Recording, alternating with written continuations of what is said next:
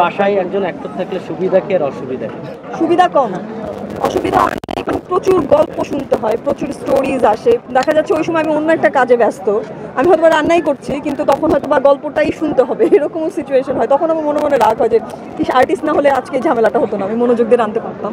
করার পরে উনি আমাকে বলেন যে আমার কাছে একটা দারুণ গল্প এসছে, আমি আপনাকে বলে শোনাতে চাই। তারপর গল্পটা পড়ে আমাকে শোনায়, এবং তখন আমরা কিছু কারেকশন চিন্তা করি যে ক্যারেক্টারটা এরকম হতে পারে, ক্যারেক্টার এক্সপ্রেশন এরকম হতে পারে, ওর ইন্টারনাল দ্বন্দ্ব এরকম হতে পারে, এরকম কিছু আলাপচারিতা আমাদের মধ্যে হতেই থাকে। তারপরে হচ্ছে স্ক্রিনে যখন যায় তখন তো অনেক কিছু চেঞ্জ হয়, যেহেতু সেট, সার্কামস্টেন্সেস, কো অ্যাক্টার্স, অনেক বিষয় ম্যাটার করে, তখন গিয়ে আবার অনেক চেঞ্জ হয়। কিন্তু আমি অপেক্ষায় থাকি যে যে রিহার্সালটুকু আমরা বাড়িতে করেছিলাম বা আমরা যেভাবে দেখেছিলাম যে এই চরিত্রটা এরকম হবে, সেটা ফাইনালি স্ক্রিনে কতটুকু লাগছে দেখতে, বা বেটার কি কি আছে, এটা আমরা। এই যে বাসায় একজন অ্যাক্টর থাকলে সুবিধা কি আর অসুবিধা কি? অনেক, সুবিধা কম, অসুবিধা অনেক। হচ্ছে গিয়ে মানে প্রচুর গল্প শুনতে হয়, প্রচুর স্টোরিজ আসে, প্রচুর মানে রিহার্সাল হয়।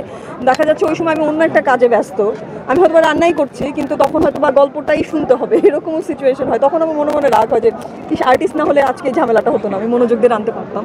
তো আর এমনিতে সুন্দর কারণ ওনার কাজের সিলেকশন তো ডিফারেন্ট। উনি ওটিটির কাজ করেন, সিনেমার কাজ করেন।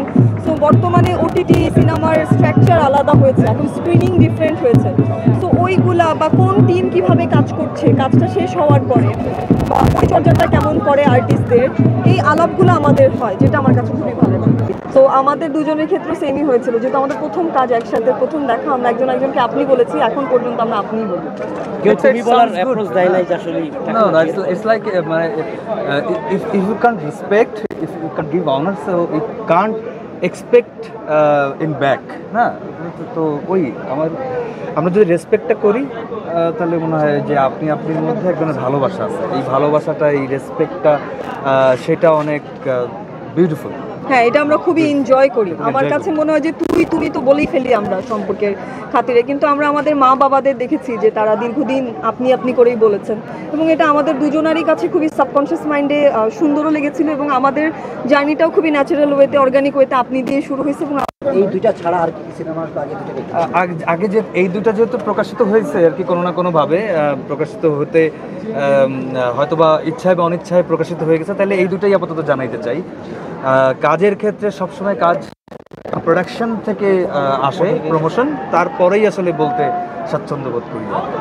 কাজ দিয়ে কথা, মানে আর্টিস্ট কাজ দিয়ে সিঁড়ি দিয়ে উঠতে গেলে সিঁড়িটা প্রত্যেকটা স্টেপ চেনা যায়, জানা যায়, প্রত্যেকটা ফ্লোর সম্পর্কে দেখা যায়, বোঝা যায়। আর লিফট দিয়ে গেলে হয়তো আমরা যেখানে যেতে চাই যেতেও পারি, উঠতেও পারি, আবার নেমেও যেতে পারি, আবার কোথাও হঠাৎ করে আটকেও যেতে পারি। আমি সিঁড়ি দিয়ে ওঠাটাকে বেশি ঠিকঠাক মনে করি আর কি, এবং রাইট প্রসেস মনে করি। That's it. মহানগরের মলয় কেমন আছে? মহানগরের মলয় তো আপনাদের সবার মধ্যে বেঁচে আসা দেখে ভালো লাগে, সেইটা অনেক দারুণ একটা প্রাপ্তি বলে আমি, একটা ব্লেসিং বলে আমি মনে করি। আমার মনে হয় সকল অ্যাক্টরের লাইফেই ব্রেক থ্রু পারফরমেন্সেস থাকে। ম্যাসের কাছে কোনটা কত যায়, ম্যাসের কাছে অনেকগুলো কাজের পরে ম্যাসের কাছে হয়তো মহানগর পৌঁছেছে, কিন্তু মহানগর পৌঁছানোর আগ পর্যন্ত আশবাগ নিপুণ পর্যন্ত নিশ্চয়ই অনেকগুলো কাজের মাধ্যমে পৌঁছেছে আসে।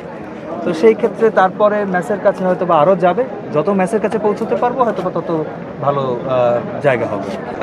এই যে প্রতিদিন উন্নত করে শিখেছি, এটা ফিনিক্স পাখি যেমন থাকে না, নিভে যায়, পুড়ে ছাই হয়ে যায়, আবার ছাই থেকে আবার তৈরি হয় আর কি।